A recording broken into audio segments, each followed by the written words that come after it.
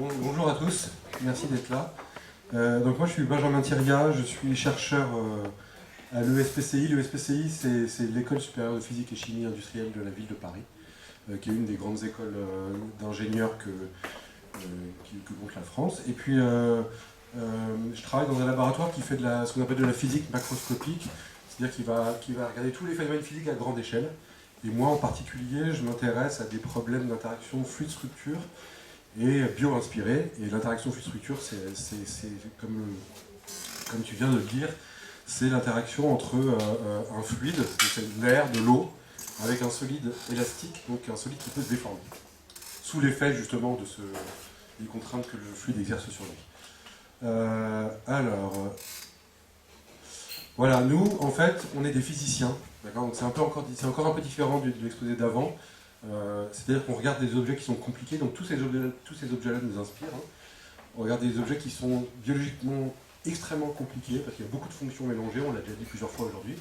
Et ce que fait le physicien, c'est quoi? C'est qu'il essaye de regarder ces choses-là et de les simplifier, de les réduire au maximum, pour pouvoir en faire des modèles, déjà les comprendre, puis après en faire des modèles. Okay, donc l'exercice du physicien, c'est de prendre cette chose-là, par exemple un oiseau qui est vraiment très compliqué, parce qu'il y a des muscles, des os, des plumes, toutes ceux-là ont des fonctions différentes, et puis de regarder, d'essayer de réduire ça, je vais en parler un petit peu, et essayer de comprendre un mécanisme en construisant un modèle simple et en essayant de rapprocher ce modèle simple de la réalité qui est très complexe. Voilà, donc je vais vous parler aujourd'hui d'insectes et d'oiseaux, de récupération d'énergie, d'éoliennes notamment, et puis de récupération d'énergie de houle, donc des vagues. Et puis on fait d'autres choses aussi, donc on regarde les nervures des libellules, ça c'est une collaboration qu'on a avec le muséum justement. Et puis on fait aussi beaucoup de comportements collectifs, donc on regarde comment on déplace les bancs de poissons, c'est cela, les mouvements de foule, mais ça pour le coup j'en parlerai pas du tout aujourd'hui. Voilà, alors vous inquiétez pas, c'est la seule diapositive qui va être comme ça, je vous c'est promis. Mais je voulais juste remettre un peu dans le contexte parce que c'est différent des deux exposés que vous avez vus avant. Nous, on est des physiciens, donc ce qu'on fait, je le répète, c'est prendre un objet compliqué, en faire un modèle simple, et puis après de faire des maths dessus. Donc une partie de notre travail, c'est de faire des modèles mathématiques qui permettent après de devenir des modèles prédictifs sur une fonction particulière qu'on est allé chercher dans l'objet complexe. Voilà, donc j'arrête avec ça. Ça c'est l'équation des fluides, ça c'est l'équation des solides, et il se trouve qu'en fait nous on travaille pile à l'interface, parce qu'on peut pas donc on fait les deux en même temps. Voilà. Mais j'en dirai pas plus, sauf pour ceux qui seraient intéressés. Voilà. J'ai pas besoin de son. Alors vous voyez en fait dans la nature, alors avant de parler des éoliennes, je vais vous parler du cheminement qui nous a amené à réfléchir aux éoliennes. Et en fait dans mon équipe on a commencé à travailler sur la locomotion animale. Et donc on se demandait comment ces animaux-là pouvaient créer de la propulsion pour avancer. Et vous voyez que en fait, je vais repasser la vidéo, en fait c'est que ce soit, donc ça s'appelle une anguille ruban, donc c'est quelque chose de très long, on voit une onde qui se propage de la tête vers la queue comme ça. Et c'est des corps qui se déforment énormément, okay, donc très très flexibles. Et puis pareil pour les libellules, vous voyez, en fait, on vous verrez peut-être un peu mieux dans un autre exemple tout à l'heure, mais en fait quand elles battent des ailes, les ailes se déforment énormément. Donc, en fait, ça c'est une interaction typique fluide-structure dont je parlais, où on voit que le fluide, parce que je suis en train de battre de l'aile, le fluide qui est en fait l'air environnant va exercer une pression sur mon aile, et l'aile va énormément se déformer. Et donc ça c'était un constat qu'on avait fait, et puis on peut voir ça aussi sur une très belle vidéo de papillons de nuit. Et alors là en fait c'est ce qu'on appelle l'imagerie rapide. Donc nous dans les laboratoires on utilise ça beaucoup, c'est-à-dire que vous savez une caméra normale ça prend 30 images par seconde, et ça ici ce que vous voyez c'est 1500 images par seconde. Et donc ça c'est des instruments qui sont vraiment démocratisés dans les laboratoires, tout le monde a ça. Et ça permet de décomposer très bien le mouvement et d'avoir une très bonne visualisation de ce qui est en train de se passer. Donc là, vous avez à peu près 1000 images par seconde, 1500. Et vous voyez qu'en fait, à chaque fois que ce papillon va battre des ailes, on voit une très très grande déformation de l'aile. Et donc on s'est posé la question de savoir si ça avait une spécificité, ou si ça rentrait dans les mécanismes qui font la propulsion pour ces animaux-là. Et d'ailleurs, que ce soit, c'est la même chose pour les oiseaux, parce que vous savez, les oiseaux, quand ils battent des ailes, en fait, les plumes se déforment, et donc on a exactement le même effet. Donc, insecte ou oiseau, ici, pour nous, c'est la même chose. Et vous voyez que c'est très différent du regard du biologiste, parce qu'un oiseau et un insecte pour un biologiste, c'est radicalement différent. Pour les physiciens que nous sommes, un insecte et un oiseau, c'est la même chose. On pourra en reparler après si vous voulez. Donc nous, comment on fait des oiseaux ou des insectes dans les labos? On fait ça. Ce que vous voyez ici, c'est un petit insecte mécanique. Donc il doit être, donc ça, de cette distance-là, ça doit faire quelques centimètres. Ok, c'est là aussi. Et ce qu'on fait, c'est qu'on met un truc rigide à l'avant, comme ça. Et puis derrière, on va mettre un matériau qui est très flexible, qui est tout simplement une feuille de plastique de polymère. Hein. Donc c'est typiquement du transparent, les feuilles de transparent que vous avez. Vous découpez un demi-cercle et puis vous faites une aile. Alors, donc ça, encore une fois, c'est l'aile du physicien, parce que nous, ce matériau-là, on connaît ses propriétés. On sait calculer sa résistance, on sait comment le contrôler. On contrôle son épaisseur, donc on contrôle à quel point il peut se déformer ou pas. Donc c'est très simple pour nous. Et puis on connaît sa géométrie, c'est-à-dire qu'après on peut aller faire des maths. Donc, mais la physique, c'est un outil qui est très puissant si on réussit à réduire le problème compliqué à un problème simple. Donc ça, c'est un problème simple par rapport à une aile de libellule qui est nervurée, qui est extrêmement complexe, qui utilise plusieurs matériaux, etc. Donc ça, c'est l'insecte du physicien. Et alors, comment on étudie ça dans les laboratoires? En fait, on était tombé sur un article de Étienne Jules Marais, je pense que vous le connaissez. C'est lui qui a inventé l'imagerie rapide à la fin du 19e siècle. Je ne sais pas si vous avez en mémoire tous ces... Voilà, exactement. Donc c'est lui, et en fait, il faisait énormément de choses. Et notamment, il a travaillé sur le vol des insectes. Et alors lui, qu'est-ce qu'il faisait pour visualiser le mouvement des ailes? Alors, ça, c'est un manège vu du dessus. Donc vous avez un axe qui est libre de tourner, et puis une tige ici. Et puis en fait, ce qu'il a fait, c'est qu'au bout de la tige, il a collé un véritable insecte. Et puis, comme l'insecte a envie de s'échapper, il bat des ailes. Comme il bat des ailes, il crée de la propulsion et ce classe met à tourner. Okay, et ce qu'il avait fait, c'est que préalablement, il avait mis 2 petits points de peinture sur chacune des ailes. Et avec une pause longue, donc c'est l'inverse de l'imagerie rapide justement, avec une pause très longue, il arrive à reconstituer le mouvement des ailes. Donc ça, c'est une expérience qui a 130 ans, et nous, on a bien aimé, et donc on a fait la même chose. Et donc encore une fois, le jouet du physicien, c'est ça. Voilà. Donc le petit insecte mécanique que vous avez vu avant, on le met sur un manège. Donc ici, il y a des roulements à billes, hein, pour être sûr qu'il n'y ait pas de frottement, etc. On fait ça proprement. Et puis, il est alimenté par un contact tournant, donc on lui injecte une certaine puissance électrique, qui va faire battre des ailes avec un petit moteur, et parce qu'il bat des ailes, eh ben, il va créer de la propulsion, et parce qu'il crée de la propulsion, il se met à tourner. Et donc pour nous, c'est très pratique, parce que vous voyez, c'est quelque chose qui est stationnaire dans qui est stationnaire dans le laboratoire. C'est-à-dire que je peux mesurer, je peux prendre mon temps pour mesurer plein de choses. Voilà. Donc je peux mesurer à quelle vitesse il va, je peux mesurer à quelle force il produit, quelle est la force de propulsion qu'il va produire. Je peux mesurer combien de puissance électrique j'ai dû injecter à l'intérieur de ce truc-là pour voir combien ça m'a coûté en énergie de battre des ailes. Et je peux faire plein de choses comme ça. Et donc ce que font les physiciens, c'est qu'ils font des mesures.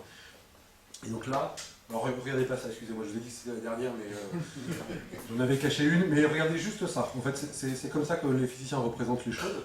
Donc là, en gros, ce que vous avez, F ici, c'est la fréquence à laquelle l'insecte bat des ailes, c'est-à-dire est-ce qu'il bat très vite des ailes, c'est par là, et s'il bat très lentement des ailes, c'est par là. Okay, et vous voyez les couleurs différentes, le noir, c'est quand mon aile ne se déforme pas, et le rouge et le bleu, c'est quand je me déforme beaucoup, beaucoup, beaucoup. D'ailleurs, ça c'est une aile qui est rigide, je ne peux pas la déformer. Et quand je suis en bleu ou en rouge, là, c'est quand je peux me déformer beaucoup. Et les autres sont des cas intermédiaires. Mais ce qu'on voit ici, ce qui est assez frappant, c'est qu'on voit que si j'utilise, par exemple, une fréquence qui est autour d'ici, donc je bats des ailes à une vingtaine de Hertz, donc Hertz ça veut dire 20 fois par seconde, et ben, vous voyez que pour le même mouvement, je vais quasiment 2 fois plus vite. Vous voyez ce que je veux dire? Voilà, excusez-moi, j'ai oublié de dire que ça c'est la vitesse à laquelle l'insecte vole. Donc ça c'est la vitesse de mes ailes, grosso modo, c'est comme ça qu'il faut le comprendre, et ça c'est la vitesse à laquelle je vole. Donc pour la même vitesse à laquelle je bats des ailes, je vais 2 fois plus vite sans avoir rien fait. C'est-à-dire que je gagne en performance d'une manière conséquente, uniquement parce que mon aile s'est déformée. Donc ça c'est un résultat assez surprenant qu'on avait observé. Et là il y a une façon de comprendre ça, et puis après, il y a une façon de comprendre ça. Non, ne vous inquiétez pas. Il y a une façon de comprendre ça, c'est qu'en fait ça c'est une aile qui ne se déforme pas, d'accord? Ça c'est une aile qui se déforme. Et en fait, vous voyez que la pression du fluide, elle ne se fait pas en dessous. Et donc du coup, là, je vais pouvoir avancer, j'avance dans ce sens-là. Et on voit que si je suis courbé, et ben en fait j'ai beaucoup plus, je suis beaucoup plus, j'ai beaucoup plus de force qui va se développer dans le sens dans lequel je veux aller. Voilà. Donc, ça veut dire en fait, ça veut dire quoi? Ça veut dire que en fait mon aile toute seule, elle se met dans une forme qui est optimale pour pouvoir créer de la propulsion et pouvoir avancer. Donc, regardez pas tous les signes qui sont autour, mais c'est juste une question de forme. Si j'ai la bonne forme, à ce moment-là, j'avance plus vite que si j'ai pas la bonne forme. Okay, et donc, le fait d'être déformable et élastique, ça permet d'adopter la bonne forme automatiquement. Donc, j'ai rien à faire. C'est le fluide, donc l'air qui me pousse et qui me fait avoir la bonne forme et j'avance plus vite. Et ça ne me coûte pas plus d'énergie. Donc, en gros, ça veut dire que ce que font les oiseaux et les insectes, c'est qu'ils économisent de l'énergie juste parce que la structure dont sont faites leurs ailes leur permet de se déformer. Donc ça c'était quelque chose qui n'était pas connu du tout et qu'on a trouvé, donc c'était il y a quelques années. Voilà. Alors on a fait d'autres choses avec des objets artificiels comme ça, on a fait de la nage aussi, donc je vous ai montré l'anguille ruban tout à l'heure. Et alors ce que vous voyez ici, c'est 2 expériences différentes. La première, en fait, ici, c'est juste un filament flexible inerte, hein, donc c'est pareil, c'est du polymère, c'est vraiment un plastique très très mou, okay, vraiment très très mou. Et là, à la tête de ce petit filament élastique, j'ai mis un aimant, un tout petit aimant. Et ce que vous ne voyez pas, enfin si vous voyez un peu ici, vous avez ici 2 bobines de cuivre. Je ne sais pas si vous vous rappelez vos cours de lycée ou des choses comme ça. Et donc en fait, quand on fait circuler un courant dans une bobine de cuivre, ça fait un champ magnétique. Et si on met un aimant dans un champ magnétique, à ce moment-là, l'aimant se met à bouger. Et en fait, là, ce qu'on fait, tout simplement, c'est qu'on fait courir un courant ici, puis après on change, on le met là, puis après on le met là, puis après on le met là, puis après on le met là. Du coup, l'aimant va en haut, en bas, en haut, en bas. Il fait juste ce mouvement d'oscillation. Et je vais vous remontrer les vidéos. Voilà. Et donc, juste en faisant ça, après, le fait de bouger la tête va faire propager une onde dans le milieu élastique, enfin dans le solide élastique qui se déforme, et il va produire exactement le même mouvement que ferait un poisson ou une anguille. Et donc grâce à ça, juste en actuant à la tête un petit aimant, en le faisant bouger, on arrive à faire quelque chose qui ressemble à ce que fait un poisson. Et là, ce que vous avez vu en bas, que je peux remontrer en bas, que je peux remontrer encore une fois, c'est exactement la même expérience, mais ici ça fait 5 cm, 6 cm, d'accord, et l'aimant doit faire 2-3 mm. Ici, ça c'est l'épaisseur d'un cheveu, et ça fait 50 microns, donc ça fait d'épaisseur, ça fait 50 microns, ça fait 50 microns, ça fait un vingtième de millimètre. Voilà. Okay. Et donc ça, on avait travaillé avec des gens qui voulaient développer du matériel médical pour savoir si c'était possible de faire remonter des petits nageurs comme ça dans les artères. Pourquoi? Parce qu'on pourrait le faire, parce qu'on peut très bien mettre le champ magnétique autour du bras, par exemple, et faire actuer cette chose-là. Et donc c'était pour faire ramener des médicaments dans les veines, etc., et faire remonter des petits nageurs dans les artères. Voilà, donc vous avez une expérience centimétrique et une expérience qui est vraiment beaucoup plus réduite. Voilà, et tout ça, ça sert à faire des choses comme ça. Donc vous avez deux exemples, un qui est à Tokyo University, donc c'est une réalisation japonaise, et ça qui est à l'université de New York, qui se sert justement donc de ces choses flexibles pour pouvoir créer des objets artificiels qui volent. C'est à quelle taille ce qu'on en bas? Ça je l'ai vu, c'est comme ça. Ça fait 10 cm. Alors oui, bien sûr, je vous encourage à m'arrêter quand vous voulez, si vous voulez une précision sur quelque chose. Okay, voilà, alors ce que je vous montrais tout à l'heure sur les ailes d'insectes, je vous disais, en fait, à chaque fois, l'aile de l'insecte se met dans une configuration qui est optimale. pour optimiser par exemple la force de propulsion, pour pouvoir avancer plus vite, etc. Et en fait, c'est quelque chose qui est partagé aussi avec les végétaux, et qu'on appelle le phénomène de reconfiguration. Alors, je vais vous expliquer ce que c'est. Ce que vous voyez en haut ici, c'est juste une petite plaque élastique, okay, donc rectangulaire. Donc c'est comme si, encore une fois, c'est comme si vous aviez coupé un tout petit bout de votre feuille transparent, là. Et vous la mettez sur une petite barre ici que vous collez, donc c'est une vue de haut ici, et en fait il y a du vent qui va souffler de la gauche vers la droite. C'est ce qu'on appelle une soufflerie. Donc ici vous avez un écoulement d'air qui va passer comme ça. Et là, les différentes photos, c'est au fur et à mesure que j'ai augmenté la force de l'écoulement d'air. Donc là j'ai pas d'écoulement d'air, et là j'ai quelque chose qui va très vite. Okay, et on s'aperçoit d'une chose, c'est qu'elle prend, à chaque fois que je change, elle prend une forme différente. Et en fait on s'aperçoit que la forme qu'elle prend, c'est exactement la forme qui réduit la force de frottement sur cet objet. D'accord? C'est-à-dire que, vous voyez, quand vous mettez votre main dans le vent, il y a une force de résistance qui est due au fait que l'air doit contourner votre main pour continuer, et donc du coup c'est une force de résistance. Quand vous sortez la main quand vous êtes dans votre voiture, par exemple. Et en fait, si vous arrivez à vous courber, eh ben, la force de résistance est beaucoup moins forte, elle est même optimale ici, par rapport à celle-là. Et donc en fait, ça c'est une propriété qu'ont les végétaux pour éviter l'arrachement. Et là vous avez un exemple sur une feuille, où en fait une feuille, quand elle, pour résister au vent, en fait elle se courbe, il se trouve qu'elle se courbe dans une forme qui est optimale pour réduire la force qui est exercée dessus et pas être arrachée. Donc ça c'est la forme qui... C'est un phénomène qui s'appelle la reconfiguration. Et alors nous, on s'est demandé justement, du coup maintenant on revient aux éoliennes, mais est-ce que ça, tous ces concepts-là que je viens de vous exposer rapidement, est-ce que ça pourrait marcher sur une éolienne? Alors avant ça, il faut que je vous explique des choses... Alors oui, pardon. Donc nous, encore une fois, on fait des modèles simples, donc l'éolienne du physicien, c'est ça. Vous voyez, pour le coup, ça c'est pas optimisé. Les pales sont très grosses, très larges, elles ne sont pas vrillées comme on peut le voir dans les champs d'éoliennes. Et pourquoi? Parce que nous, on a besoin de contrôler et en fait de pouvoir faire des modèles simples mathématiques dessus. Donc encore une fois, on prend une plaque rectangulaire d'un matériau qu'on connaît bien, et c'est ça qu'on utilise. Mais ça permet après de revenir et de tirer des propriétés communes entre cet objet-là et les vraies éoliennes. Voilà, et donc qu'est-ce que ça fait quand on met cette... Donc, les pales sont flexibles, donc encore une fois, ce que vous allez voir là, c'est une pale d'éolienne juste isolée, et puis le vent va venir d'en haut. Okay. Et ce que je vais faire, c'est que je vais augmenter le vent de plus en plus. Voilà. Donc ce qui se passe, c'est que quand le vent va impacter ma pale d'éolienne, elle va se mettre à se déformer, comme vous l'avez vu pour les feuilles ou pour les insectes. Et alors il y a une chose que je dois vous expliquer sur les éoliennes. Je ne sais pas si vous connaissez bien le fonctionnement des éoliennes.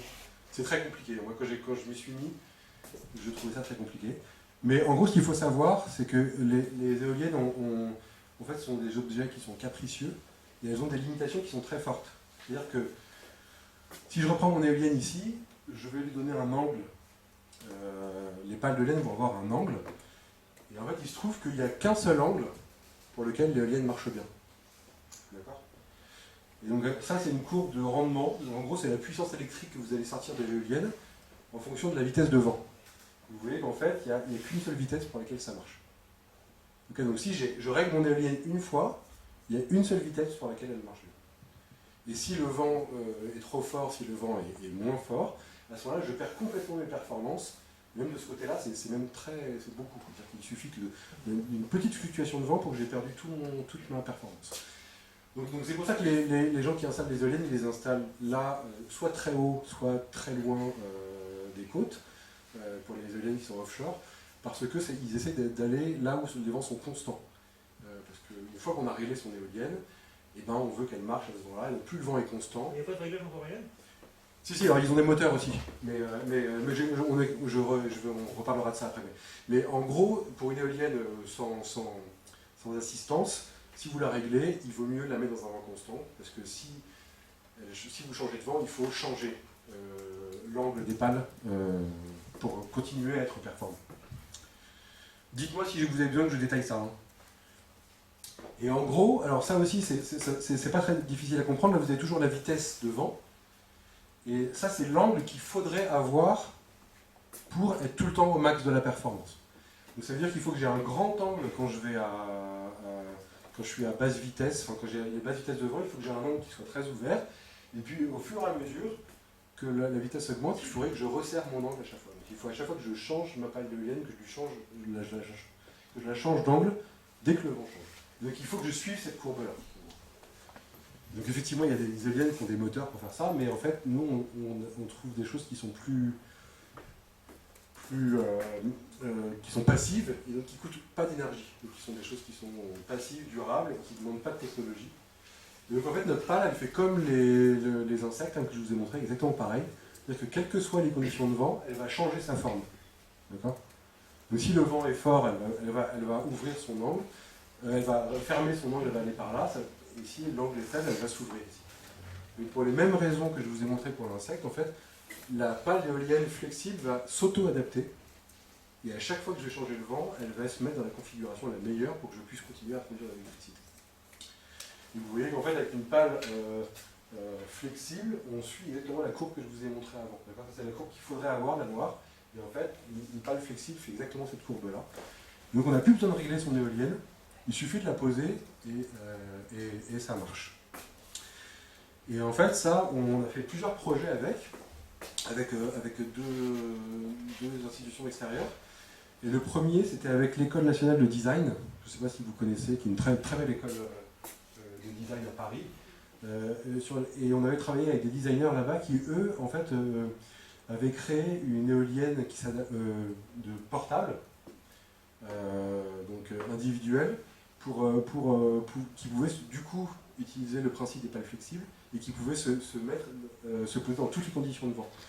Et en fait, cette personne-là avait créé cet objet pour pouvoir en faire un objet nomade, c'est-à-dire un objet qui puisse être utilisé soit par les gens qui n'ont pas pour recharger son téléphone, donc les gens qui n'ont pas accès à l'électricité, pour les SDF, si on est loin en montagne, si on est perdu. On a un objet qui, lui, va tout le temps être optimisé, quelles que soient les conditions de vent. Et voilà, c'était un des premiers projets qu'on avait fait avec ces résultats. Et le deuxième, c'était d'installer des éoliennes en ville avec des pales flexibles, avec un autre designer. Parce qu'en fait, vous savez qu'en ville, le problème, c'est que les vents sont très fluctuants. On a des courants d'air, on a beaucoup de turbulences qui sont créées par le fait qu'il y ait des bâtiments.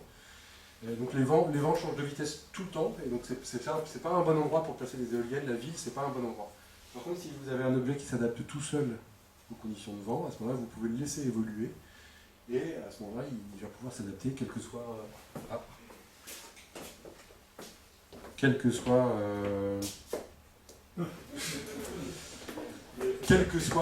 les fluctuations qu'il va pouvoir y avoir dans les milieux extérieurs. Voilà, donc c'était deux projets qui sont sortis, et puis on avait posé un brevet aussi. Donc vous voyez qu'en fait, nous on fait de la science fondamentale, on est parti des insectes, et puis à la fin on a travaillé à réaliser des vrais objets avec des designers ici à Paris. Rapidement, je vais vous montrer autre chose. Alors ce que vous voyez là, c'est un courant, et puis vous voyez qu'il y a des herbes, de la végétation. Et ce que vous voyez, c'est que le courant, quand il passe, en fait, il déforme la végétation. Et en fait, ça, c'est un transfert d'énergie de l'eau vers une énergie de déformation, parce que quand on déforme un solide, il faut de l'énergie. Et en fait, c'est une manière de dissiper ou de récupérer l'énergie. D'accord ? Je vais être plus précis. Je vais vous... Voilà. Donc en fait, en gros, ce que je fais, c'est que j'ai de l'énergie qui est dans le fluide, parce qu'il est en train de couler, et je prélève une partie de cette énergie pour déformer mon solide. Et donc en fait, ce que je fais, c'est que je stocke l'énergie du fluide dans la déformation du solide, et à partir de là, soit je le dissipe et je dis ok, j'en veux plus, et donc j'empêche l'énergie d'avancer, soit je récupère l'énergie ici en mettant des capteurs et en faisant de l'électricité. Okay. Voilà, et donc nous ce qu'on a fait, on s'est inspiré de ça aussi, mais on a fait ça avec les vagues. On a encore utilisé cette petite structure élastique qui se déforme, et ce qu'on a fait, c'est qu'on a mis des rangées, donc ceci c'est un effet collectif, hein, c'est plus un effet individuel, de ces petites, je ne sais pas si vous voyez bien, de ces petites lames qui sont en train de se déformer. Et en fait, ce qui se passe, c'est que vous voyez qu'ici, vous avez un train de vagues avec une seule, donc c'est des vagues avec de la droite vers la gauche. Et là, vous n'avez qu'une seule rangée, donc on voit que les vagues passent, elles sont un peu perturbées, mais elles continuent. On peut imaginer par exemple que la côte est là. Et si j'en mets un peu plus, comme sur l'image de droite, vous voyez qu'en fait, il n'y a quasiment plus de vagues une fois que je suis sorti de ce système-là. Donc là, il s'est passé ce que je vous ai raconté juste avant, c'est-à-dire que la vague a une certaine énergie. Comme il faut qu'elle pousse toutes ces rangées-là, elle est obligée de transférer une partie de son énergie dans la déformation de ces petites lamelles-là. Et là, ce qui se passe, c'est qu'en fait, ici, on pourrait récupérer l'énergie, c'est-à-dire récupérer l'énergie de déformation et en faire de l'électricité, mais c'est pas ce qu'on fait ici. Là, on la laisse tout simplement se redistribuer dans l'eau, et du coup, elle passe pas de l'autre côté. Et en fait, ça en fait quelque chose de très performant pour casser les vagues qui arrivent le long des côtes, et protéger les lignes de côte et empêcher l'érosion. Et donc en ce moment, on est en train de travailler à une expérience qui est plutôt taille réelle, dans des très gros bassins, parce qu'en fait, là, vous voyez, ça fait 8 mm, d'accord. Donc tout ce truc-là fait, je sais pas, 40 cm, donc c'est une petite expérience de laboratoire, mais là, on est en train de travailler à des expériences qui sont beaucoup plus grandes, avec un laboratoire qui est au Havre, qui fait beaucoup de génie maritime, et on voudrait après que ça serve à soit récupérer l'énergie, soit au moins casser les vagues qui arrivent sur la côte pour éviter l'érosion. Parce que rien ne vous empêche en théorie de faire les deux en même temps, de casser les vagues et de récupérer l'énergie. Ah ben, en fait, si on récupère l'énergie, on fait les deux. Si on récupère l'énergie, c'est-à-dire que l'énergie reste à ce niveau-là et ne passe pas de l'autre côté. Par contre, il y a une difficulté technique à récupérer l'énergie, ou technologique plutôt, alors que le laisser comme ça peut au moins juste dissiper et empêcher l'énergie de passer. Mais si je prélève l'énergie électriquement à ce niveau-là, ça veut dire qu'elle n'est pas de l'autre côté, donc je fais les deux en même temps. Ce serait l'inverse, pour récupérer l'énergie, ce serait l'inverse de l'expérience qu'on a vue du teenager, non? Avec un aimant qui oscille ou un truc comme ça. Il y a des choses comme ça, soit on peut penser à des matériaux piézoélectriques, je ne sais pas si vous connaissez, c'est des matériaux qui créent un potentiel quand on les déforme, mais c'est un très mauvais rendement. Sinon on peut penser à des choses mécaniques, mais bon, en tout cas, nous, voilà, c'était pas notre priorité au début. Donc pour l'instant, on va vers des choses qui vont dissiper l'énergie. Voilà, donc nous, là, c'est juste pour vous montrer ce qu'on fait en laboratoire. Hein. Donc, si vous voyez ici, c'est des plaques de Lego, là. Et puis, en fait, on change l'arrangement de ces petites lames flexibles. On en teste plein. Et puis, on regarde ce que ça donne. Et pour vous en convaincre, hein, mais vous avez vu sur les vidéos, ça se voit très bien. Ça c'est ce qu'on appelle l'énergie transmise. D'accord. Donc, l'énergie transmise, elle est très grande quand j'ai qu'une seule rangée. Dès que je mets 4 rangées, je divise. Vous voyez, là, j'ai à peu près 80% de l'énergie qui passe, et là j'ai plus que 19% ou 18%. Donc c'est un truc qui marche vraiment très bien. C'est-à-dire que si on veut mettre ça près des côtes, ça marche très bien. On est en train de, donc, ce que je vous disais, c'est qu'on est en train d'essayer de faire une expérience à échelle plus grande. Voilà, donc on divise par 4 l'énergie qui passe ou pas. Voilà, je sais pas, j'ai encore un peu de temps ou pas? Oui. D'accord. Alors parce que là je vais changer de sujet. Et alors c'est plus moi qui fais ça, mais c'est des gens de mon laboratoire. Donc je vais rester dans le mimétisme. Et je voulais vous montrer une très belle vidéo d'une pomme de pain. Alors est-ce que vous savez ce qui se passe là? Oui. Mais pourquoi elle s'ouvre? C'est l'humidité. Ah, c'est l'humidité. Donc on a pris une pomme de pain qui était très très sèche. Et puis on l'a mis dans une chambre humide, et puis on a envoyé, il y avait marqué durée réelle 1 jour et demi. Voilà, donc ça c'est quelque chose d'assez joli à voir, d'assez surprenant. Et en fait, qu'est-ce qui se passe? Pourquoi ça fait ça? Pourquoi on passe de... alors pardon, excusez-moi, c'est le contraire. Excusez-moi. Quand elle est humide, elle se ferme, et quand elle est sèche, elle s'ouvre. Donc elle est en train d'être séchée. Et donc ce qui se passe, c'est... Alors pourquoi ça fait ça? C'est parce qu'en fait la pomme de pain elle est faite de 2 matériaux qui sont différents et qui réagissent différemment à l'humidité. Donc il y en a un qui gonfle, l'autre gonfle pas. Vous voyez, il y a des choses qui... donc celui-là gonfle alors que l'autre gonfle pas. Du coup ce qui se passe c'est que si je la mouille, celui du milieu va gonfler, mais comme il est pris dans celui-là qui lui se déforme pas, et ben, il est obligé de se courber. D'accord? Et donc parce qu'il est obligé de se courber, il va faire refermer toute la structure. Et ça, c'est quelque chose qu'on peut comprendre assez facilement. Alors regardez passer encore une fois. C'est que si je mets deux matériaux l'un sur l'autre, que j'en oblige un des deux à gonfler, mais qui sont obligés de rester collés. Okay, parce qu'en fait, s'il y en a un qui a une longueur plus grande que l'autre, et que je les oblige à coïncider ici, je suis obligé de courber. Okay. C'est quelque chose de géométrique. Et donc du coup, dans la pomme de pin, ce qui se passe, c'est ça, c'est-à-dire que la partie plus poreuse va se gonfler, donc elle va vouloir devenir plus grande, et comme elle ne peut pas parce qu'elle est collée à l'autre, du coup, pour satisfaire tous ces critères-là, je suis obligé de faire une courbe. Okay. Et alors ça, on peut le faire en 2 dimensions, hein, donc c'est la même chose. Là, je vous ai montré quelque chose à une dimension où on peut faire des couronnes et qui vont se courber après, hein, c'est exactement le même effet. Là, c'est 2 matériaux qui sont collés, il y en a un qui gonfle plus que l'autre, et donc pour des raisons géométriques, je vais devoir m'enrouler. Et en fait, pourquoi je vous raconte tout ça, c'est parce qu'après, on peut faire des choses. Donc la soft robotique, c'est ce qu'on appelle c'est très, très à la mode en ce moment. C'est d'essayer de faire des choses qui sont actuées, mais toutes molles. Et donc ça, c'est juste pour faire avancer un objet, juste avec ce système de gonflement et dégonflement. Donc, je vais obliger la structure à se courber, puis je vais la relâcher, puis je vais la recourber, puis je vais la relâcher, et à la fin, je vais avoir quelque chose qui va pouvoir être actué. Qu'est-ce qui induit le gonflement et le regonflement? Ah. Qu'est-ce qui induit Oui, pardon. Là, c'est un petit. Vous avez des petits canaux à l'intérieur, et en fait, il y a de l'air qui vient gonfler. Froid ou chaud? Ok. Et donc, je viens gonfler uniquement certaines parties et pas d'autres. Donc du coup, je suis en train de faire l'élongation sur une partie de mon matériau, pas sur l'autre. Et donc je vais avoir ce système qui va m'obliger à me courber. Et donc je vais pouvoir faire des actuations comme ça.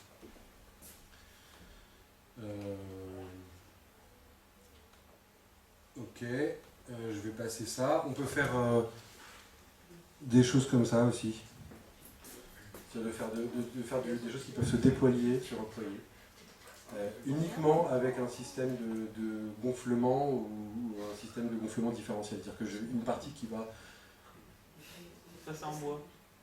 Ça, c'est en bois, mais il y a des canaux à l'intérieur, avec de l'air qui est injecté aussi.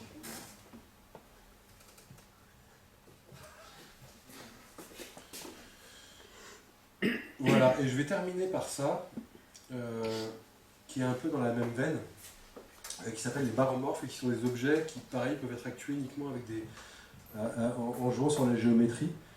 Et donc je voulais montrer cette très jolie vidéo de... Alors je ne sais plus ce que c'est cette fleur, mais désolé. Mais vous voyez ce qui se passe, c'est qu'en fait... C'est un lys. C'est un lilium. Oui, c'est... J'ai oublié. Et je ne voudrais pas dire de bêtises. Et donc, ce que vous voyez, en fait, ici, c'est un peu le même principe, c'est-à-dire qu'il y a des parties qui vont croître plus vite que d'autres. Et parce qu'elles vont croître plus vite que d'autres, ça va induire des courbures et des effets géométriques qui sont très forts ici. Okay, donc, au départ, j'ai une coque dans ce sens-là, mais l'intérieur croît plus vite que l'extérieur, et donc, du coup, je vais me retourner, je vais partir dans l'autre sens. Okay. Et on voit ça aussi, et donc là cette étude était inspirée par d'autres plantes aussi, qui peuvent prendre des formes différentes, ici sur le chapeau.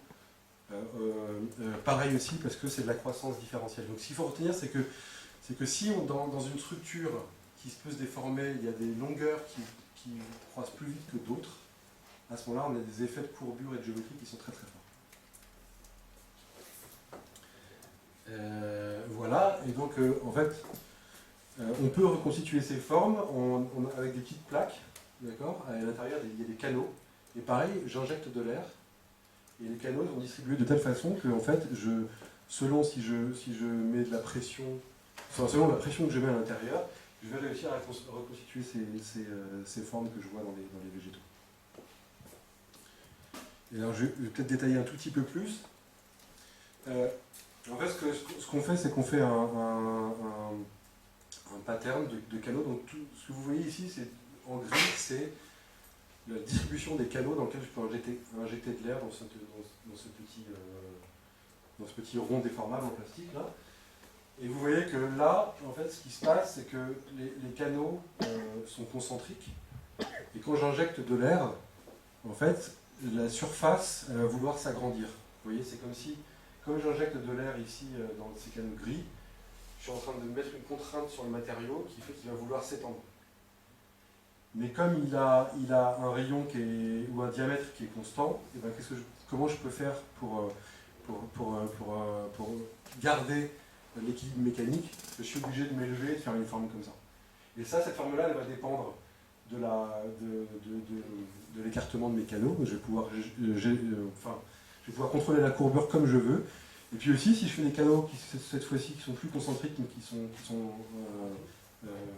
distribués radialement, et ben, je vais créer d'autres formes qui vont être des formes de selle à cheval, etc. Donc en fait, en imaginant les canaux, comment je vais patterner mon disque, je vais pouvoir créer toutes les formes que je veux. Voilà, et donc on peut aussi faire des choses un peu plus exotiques en mettant des trous, donc ça fait juste des choses comme ça, ou faire des torsades, etc. Donc si je choisis la façon dont sont distribués mes canaux sur mon objet, je peux choisir la forme qui va prendre en 3 dimensions. Voilà, et donc pour terminer, vous voyez qu'on peut, en fait, avec ces matériaux-là, justement complètement les contrôler la forme qu'ils ont. Et notamment, ce qu'ils ont fait, eux, c'est qu'ils ont passé un contrat avec Decathlon pour faire des tentes gonflables. Il suffit d'avoir une plaque à 2 dimensions, donc bien patterner les canaux, bien distribuer les canaux, et puis une fois que c'est gonflé, on fait une forme qui est en 3 dimensions, et on la contrôle parfaitement si on contrôle, une fois qu'on a contrôlé les canaux qui sont distribués. Voilà, donc du coup on peut faire des formes qui épousent des cours, des choses comme ça. On peut faire absolument ce qu'on veut, tout est programmable. Et même à la fin, donc on peut programmer des choses torsadées. Voilà, et puis on peut même... voilà.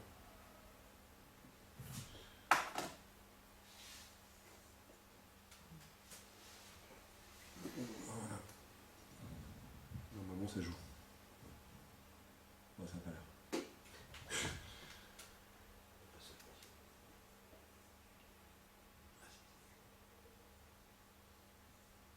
Voilà.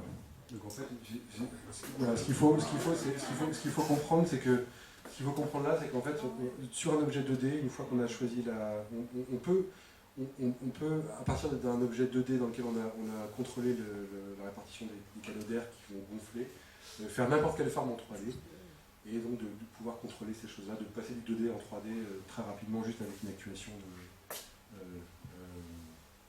pneumatique. Et puis je vais m'arrêter là. J'avais d'autres choses, mais je vais m'arrêter là. Oui. Merci Benjamin.